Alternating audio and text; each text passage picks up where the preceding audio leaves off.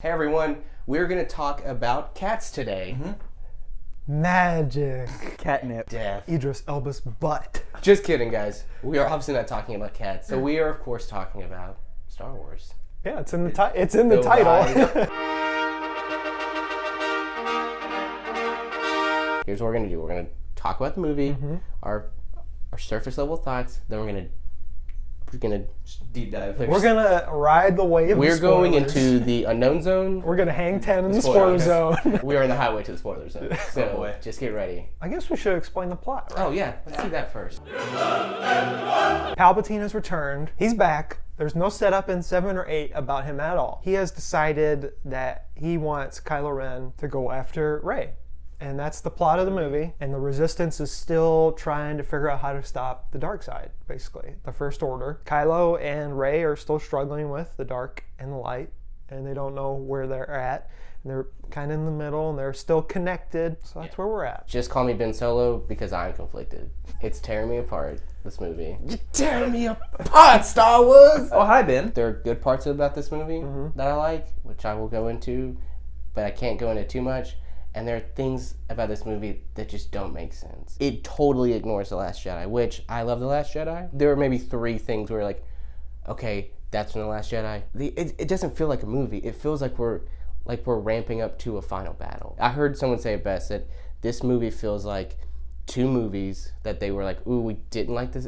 Some people didn't like the second one, so let's kind of remake. Let's do our own sequel in the first hour, and then the last hour and 20 is the third movie. It's a thing like, let's get to this, and let's grab this, and let's go see this guy, and let's go to, and like, and blah, blah, It's blah, like blah, Whiplash. blah. We're like, just Yeah. like, oh, over here. Oh, okay. Yeah. Oh. Rey and Kylo are, of course, like your all-stars. Yeah, Like, they like, are fantastic. If you think about this movie, they are the only through line from all 3 movies Yes. that makes sense. Yes. It's the only part that makes sense. Yeah. Well, I guess Poe's journey does make sense too. Yeah, Poe's makes sense, but Poe is also like in this movie, and like the writing, the dialogue is better than your clone Attack of the Clones. But this movie, it is like it's like tennis serves or like volleyball serves. It's like, hey, here's a joke, and someone's like, okay, here we go. There is something to say about like how people hated Poe at the very beginning of Last Jedi, and that jokey stuff.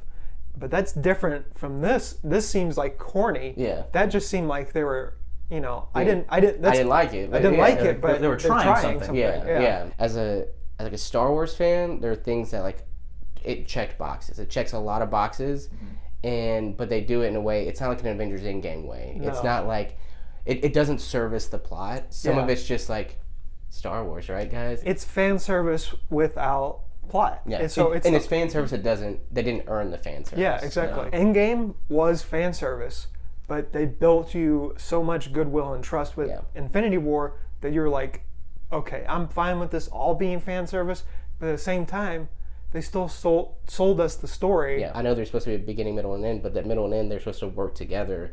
And this one's like, we'll just take care of it ourselves. Yeah, I think that's because they got 2 different directors. Like they're 2 completely different movies. But the Russo brothers, they made a lot of the Avengers. I think that goes to show there's no singular vision. Like, say what you will about the prequels, say what you will like about George Lucas like messing up his own work like with the originals. Like, at least there's a clear vision. At least Topher Grace's edit of the prequels is good. Yeah. I will say one thing I did like is that this movie introduced a lot of characters that were fun. So like the little the little guy, freak. Baba Freak, he was a freak, but great. he was a cute freak. Oh man. Poe's love interest, Zori. I like that. It was a nice little dynamic. And Carrie Russell's eyes piercing. As fellow nerds, like it does like it feels like they're we got that, okay, lightsaber fight, got that, we got that. Which there are a lot of lightsaber fights. There is, which is cool. But but other parts just don't make any sense, which we'll get to the dark side. As a movie, it's borderline bad. And I think too, you're gonna see a big thing where people who love The Last Jedi are not gonna like this movie as much, and people who hated The Last Jedi are gonna love this movie a lot. I talk about this all the time. These are like kids' movies. These are supposed to be for kids. They're supposed to be for families. And so I totally understand. I would never crush like if a kid came up to me and said, The Rise of Skywalker is my favorite Star Wars movie, I'd be like, that's awesome. As a film, as a family film, as like your kids are gonna go nuts for that. This is Return of the Jedi. Yeah. I'm not a huge I like Return of the Jedi, not my favorite. And this feels very Return of the Jedi. On the surface, this is a good movie. It just has a lot of plot holes, a lot of things that aren't explained. It's just a lot of things that were left on the editing floor that you were like, well, we needed that. Leave things up to question, even though this is supposed to be the last movie of the Skywalker saga. And we're sitting here like, but I still want answers for some of these things. But at the same time, lightsaber fights were cool. And I think that's the biggest problem. Is it almost like Dark Phoenix's itself, where you're like, hey, this is the last X-Men movie and it is gonna be epic. And then they say, this is the last Skywalker film. And you have to live up to that. And it's just, this is not, it's a good movie. It is not a good conclusion to 42 years of filmmaking. And that's the reason why these movies were made, because the prequels weren't a good ending. So now I guarantee in 10 years they're going to be like, let's do one more trilogy. Same thing's going to happen. We're going to be doing this till we're 80, and they're just never going to have a good finale. Yeah. Admittedly, Star Wars fans are the most passionate fans when it comes to their love for Star Wars. Yeah. And so you're never going to truly please all Star Wars fans, but at the same time, it's okay. But it's okay. Sometimes the things you love have faults, and you love them for what they are. Ghostbusters is amazing, but there's faults in the movie. There's a scene where Dan Aykroyd is getting some stuff from a ghost. Yeah.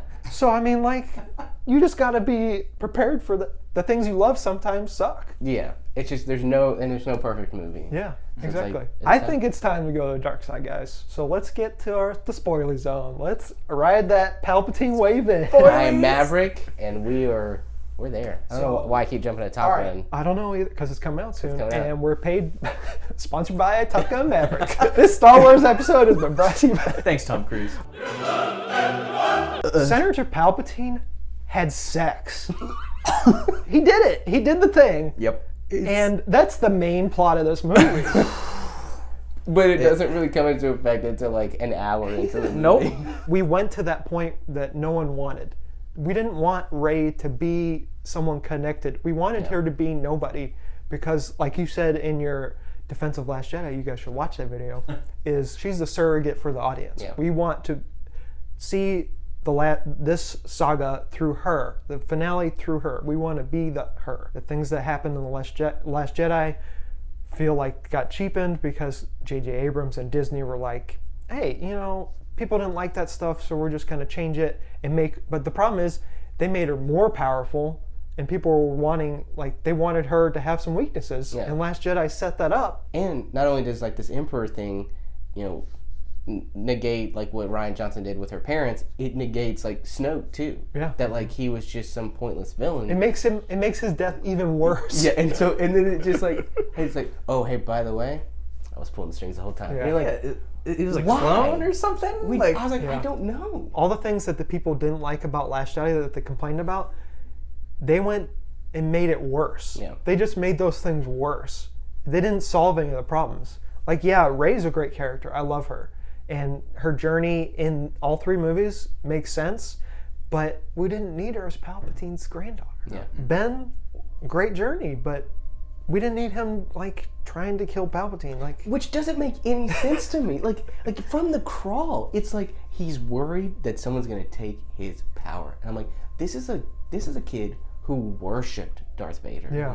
And this, and then you are being approached by a man who trained him and who is the most powerful Sith in the galaxy, and you're I'm gonna kill this.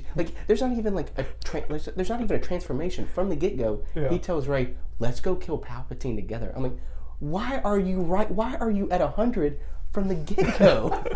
I don't understand. I love that transformation at the end, but honestly, guys, we all saw it come from a mile away. Yeah. That's the problem. That's what happens when you try to service the fans. When you try to course correct like this, nothing's surprising. Yeah, exactly. We all knew that he was gonna turn, but wouldn't it have been more interesting if he doesn't? Or if he did it, in a different way. Yeah. As fans, you want to see Leia and Ben connect one last time together. You don't want just this weird, ethereal, oh, I hear her voice say my name. Carrie Fisher passed away, and so probably that does complicate things, but it's you could still do it if you guys did all that weird CGI stuff at the beginning. You can still do it later on somehow. And then the whole ending scene whenever Palpatine's like, kill me and take over. Why can't she just kill him and then say, no, I'm a Jedi? He's so gung-ho about her killing him. Yeah. And then It's like suicidal. Then he kind of force lightnings him. He's like, oh, wait a second. Which I did love. I did love their connection and that they are two halves of the same thing. But then he's just like, ooh, maybe I'm still the bad guy. He gets thirsty for life. Yeah. Hey, Palpatine's really thirsty in this He movie. is. They did Rose dirty here. They did Rose so It dirty. was rude. They did two people dirty in this movie. Rose and Finn. Yep. And we'll talk about Finn more. But Rose, She doesn't even show it makes up. me so mad thinking about it. They Jar Jar'd her. They did Jar Jar her. And she didn't deserve it. Her and Finn had the perfect little story cooking. The end of Last Jedi. You know, he's conflicted about how he feels about Rey, and then at the end of Last Jedi, he feels conflicted about how he feels about Rose. Yeah. And so there's a very nice story to be told there about him trying to understand friendship and love and all this stuff through the Resistance, and is dropped. But also Finn almost tells Rey something.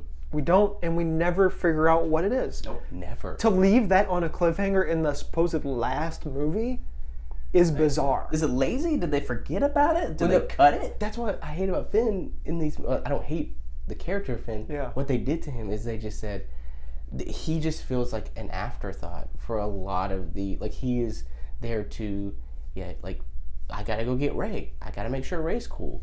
Hey, there's stormtroopers here. That's cool. You guys used to be stormtroopers? I used to be a stormtrooper. Yeah. Blah, blah, blah, blah, blah. And it's just he gets nothing else to do. JJ decided to make him force sensitive, which is Yes. which That is a is- cool yeah. thing. If they were going to explain what he was going to say to Rey, there's options. He could say I love you, or he could say I'm force sensitive and I've known for a while these things about Palpatine and stuff. I felt it through you, or Leia told me. There's countless ways you could have ended that just by adding 10 minutes to the movie. There's a lot of just things left up that you're just what's going on? Yeah. It's a very disappointing turn for what is supposed to be the end.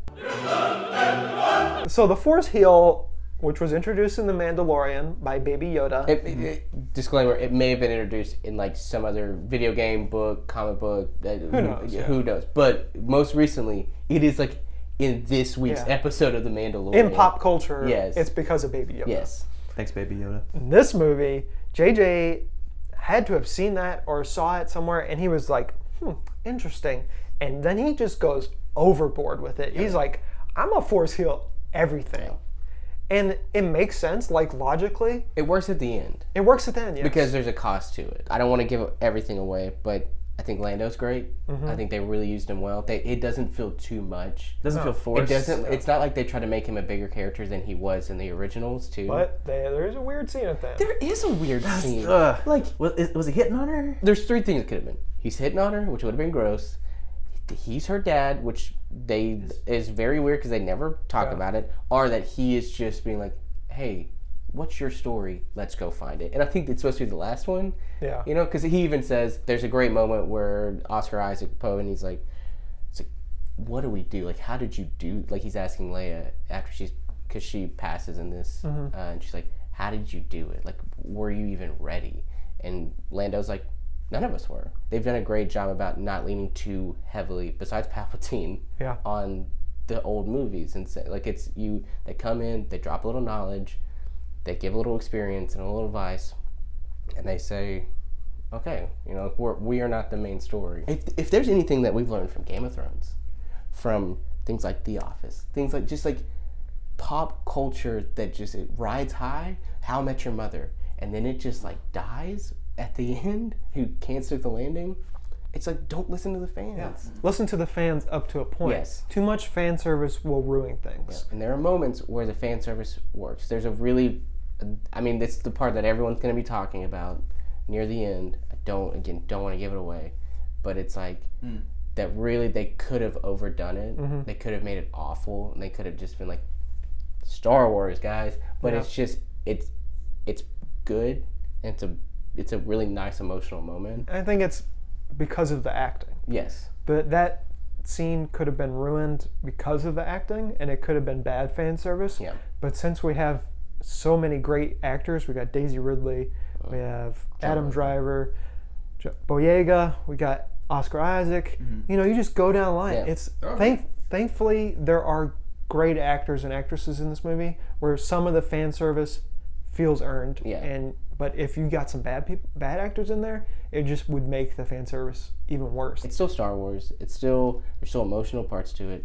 It's just sad that like we were promised like an epic conclusion, and this is just like a conclusion. You're trying to go for a dunk, but at the last second you decided to go for a layup. How many Roman numerals out of 10 would you give this? a V and an I out of X. That's a 6 out of 10 for anybody that doesn't know Roman numerals. It hurts me. It hurts. Like, believe me, guys. I wanted to love this movie so much, and how dare you accuse people of being too hyped for this movie? Of course, they'd be too hyped for this movie. It's Star Wars. It's gonna make you a get lot of hyped money. for Yeah, Star Wars. you lower your expectations. No, you lower your expectations. I gotta go just V. I gotta go V out of X. Just the pacing's way too off. It's entertaining as a movie, great filmmaking, storytelling, garbage. I've never been more confused by a Star Wars movie. Yeah. And it's meant for kids. And it's just like, wait, what are we doing now? Okay, let's do one over there. All right, so we're doing that. And as you guys said, it's just a sad conclusion to one of the biggest franchises of all time. I want to go IV, but I'm thinking I'm going to go V. I'm not really the biggest Star Wars fan, but there are enough things in here to like that I can't give it a 4 out of 10. And I think with a rewatch, there may be things that I pick up on that I really enjoy. I haven't got to see it again. It's still watchable. Yes, That's the thing. absolutely. It's just disappointing. So I'm going to give it a V out of X, 5 out of 10. Ben and Rey's story is great. If you remove Palpatine from it, it's still a great story to be told. Sorry this episode's so long, but we had to do it to you. We had to talk about Palpatine having sex. I just don't want to think about it anymore. I'm going to keep putting it in your What's brain. worse, cats or that? You know, I think Cats is probably worse. We'll find out, I guess.